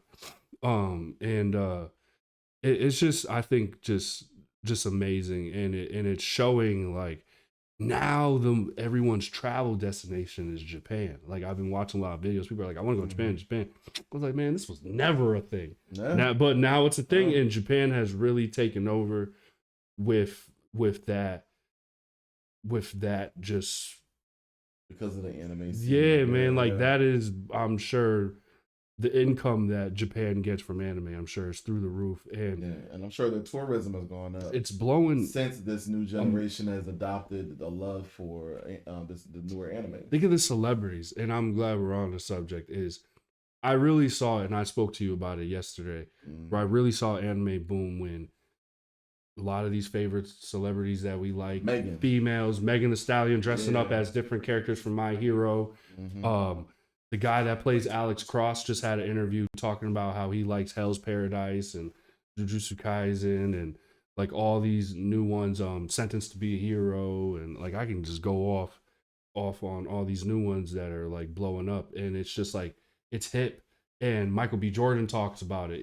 One of the Creed movies, the last one, the third one, he reenacts fighting in the Shadow Realm. You know what I mean? When he fought you know what I mean? So it's getting incorporated, and like the storylines, I always say, if someone gave you a script to an anime show, you'll be like, this is the most amazing script, because these storylines, because it's animated, and it can go as far as it wants. And I really think it makes people get outside of their imagination, and really, like, I feel like to like anime, you have to have a big imagination, and you got to be able to dive into that and really enjoy that. And I think it's cool to see just a lot of people get into it, and there's so much of it where there's enough for everyone to tackle. And now I think the people that may still not watch it or still may think it's not cool, like they're a little bit more closed mouth, because a lot of people they know watching it, so it's like, you know what I mean? I don't know how long the wave's gonna go, but I don't believe it's going anywhere. I believe it's just getting started. Especially with like the love, with the adoption of the love for K-pop and like just Asian culture in general. There's a lot of parts of young Asian culture that just shows you that it's starting to expand. And I think I know the reason. I think I can add on to the reason why they're adopting to it so much. Most anime stories, and correct me if I'm wrong, because I don't watch as much anime as everybody in this room, but most anime stories are underdog stories.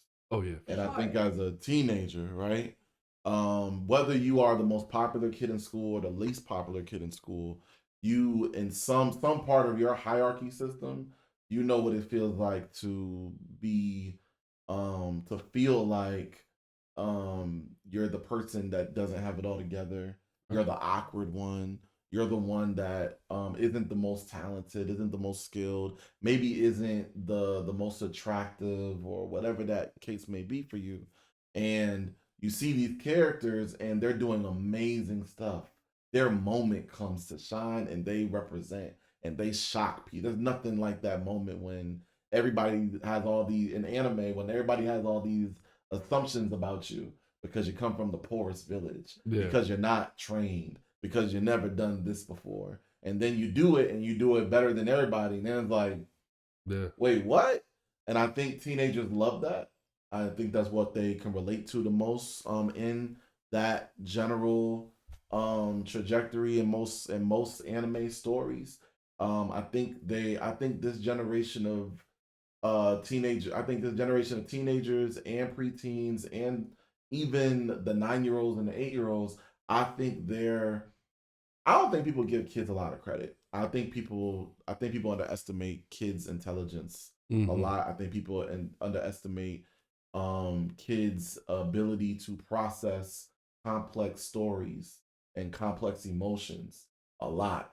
And anime is proof of that. Because anime's been around even, during the era of SpongeBob and Ed and Eddie, like just the cartoons that were just for play.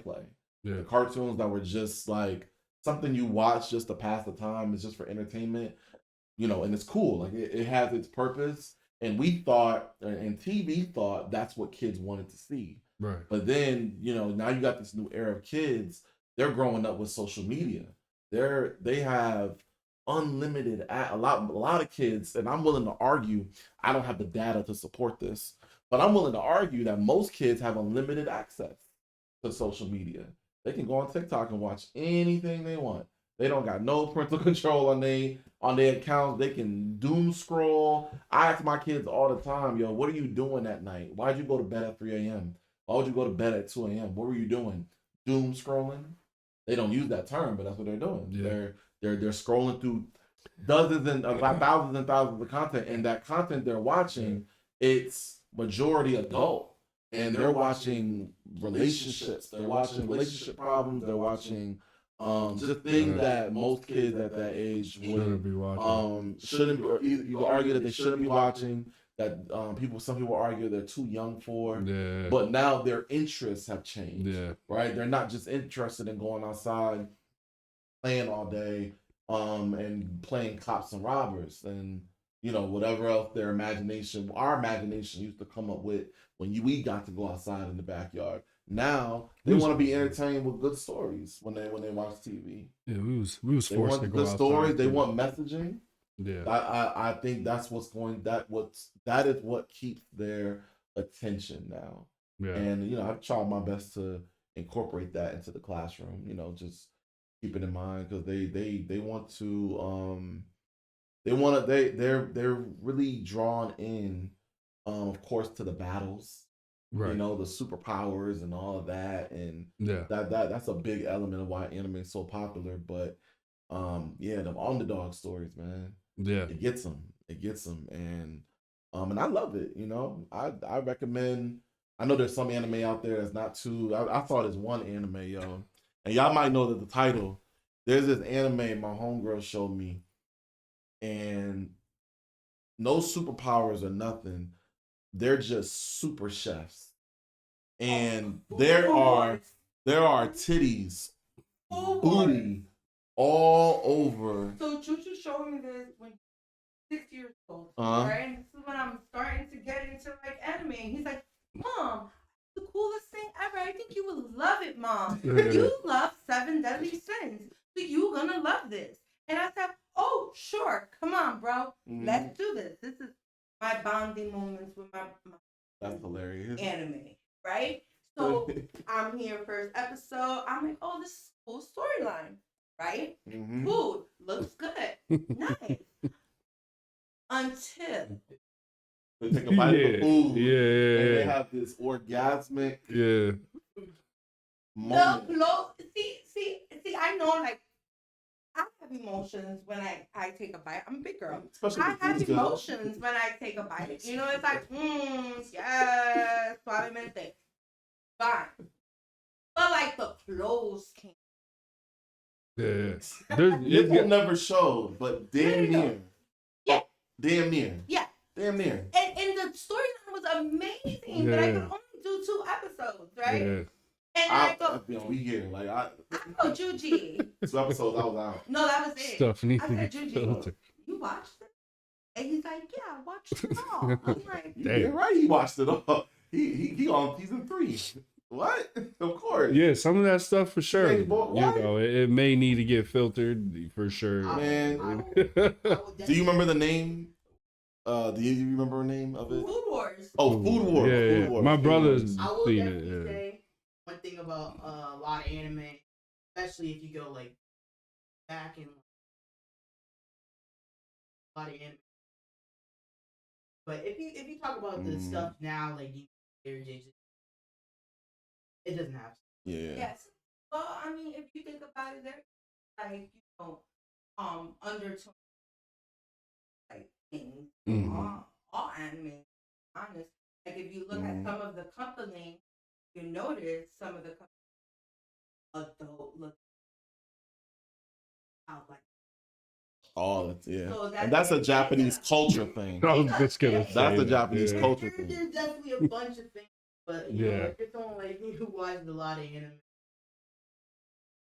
But right. See, that's the getting you. Yeah. That we kind of don't want our community. Right. You know what I'm saying? Because that gets pretty deep. We don't want that in our. Yeah. Like we already have like all these.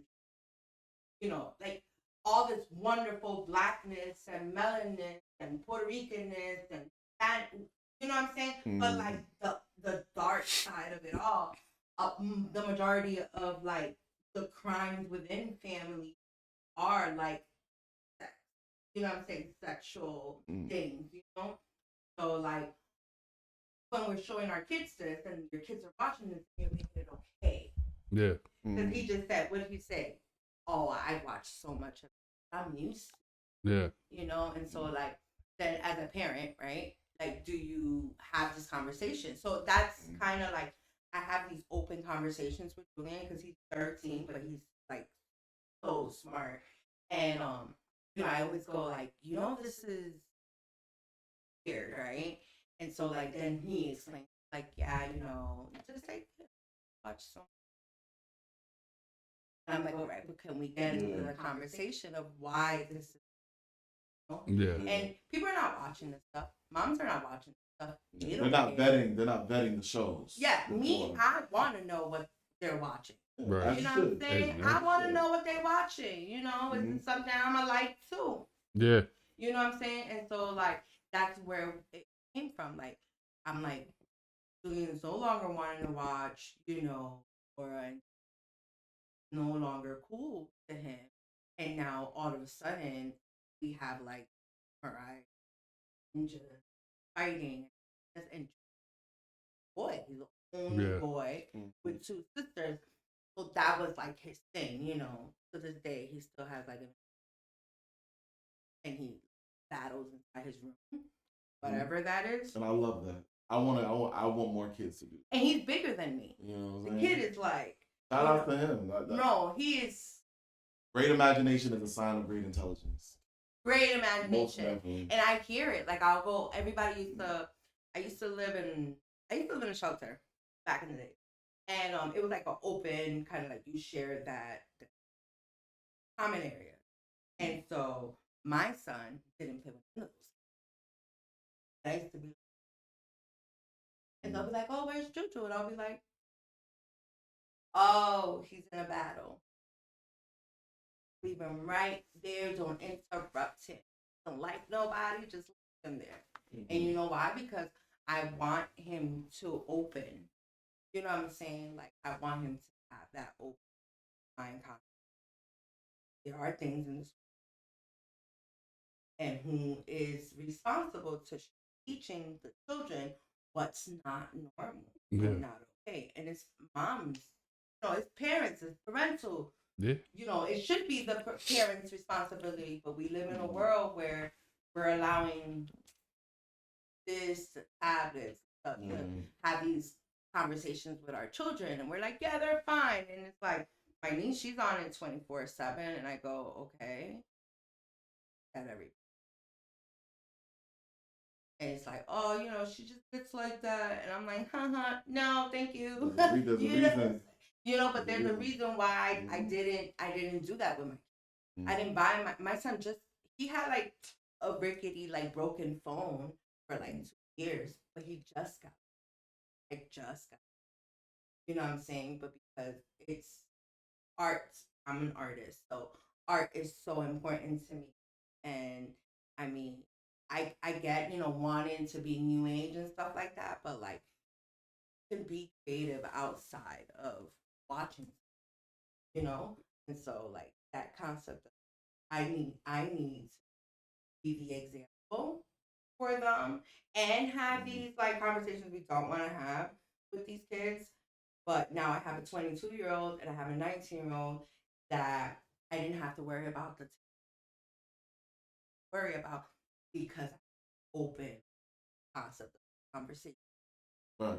The world just going on. How do you culture? We were talking about the month of like Black history and stuff, and it's like, who's gonna teach them? Right.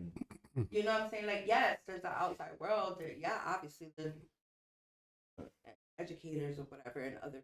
But it's just start at home. Everything. It just start at home.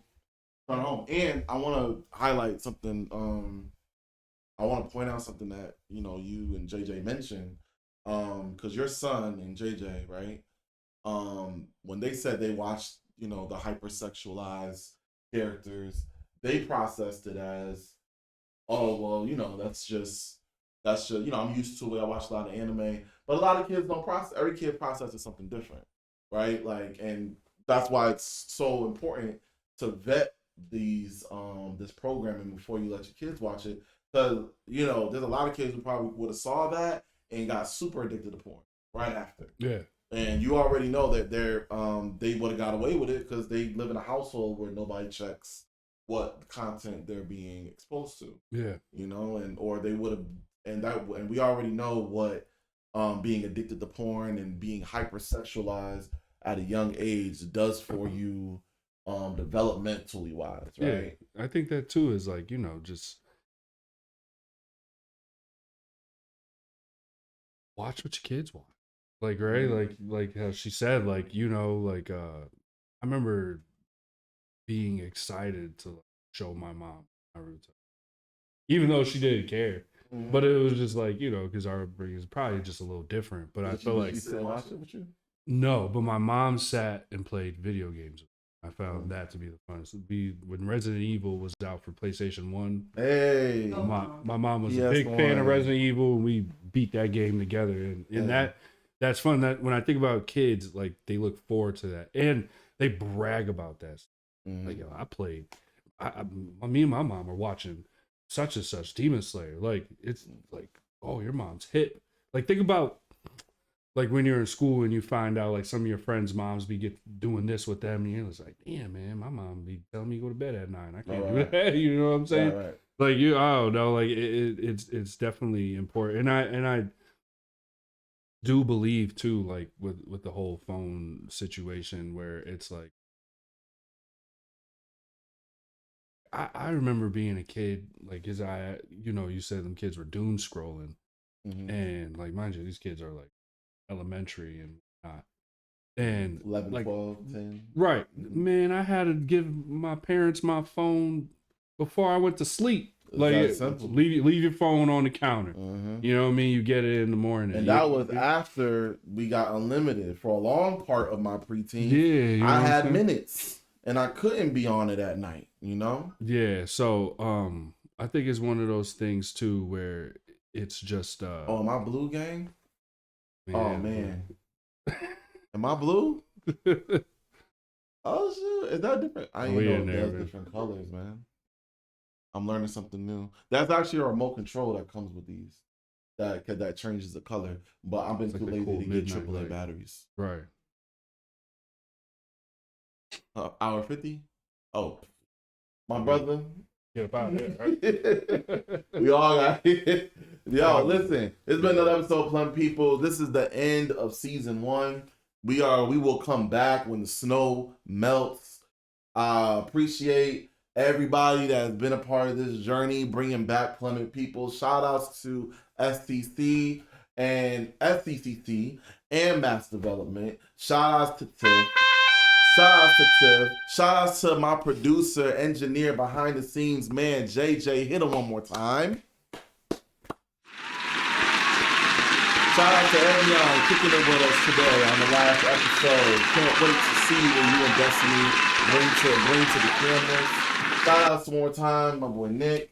Come kicking it with me, man. You gotta come through for season 2. Definitely. Season 2. New room, probably more equipment, new energy. We just gotta wait till the snow clear. Definitely. That's all. That's all. All right, y'all. Polemic.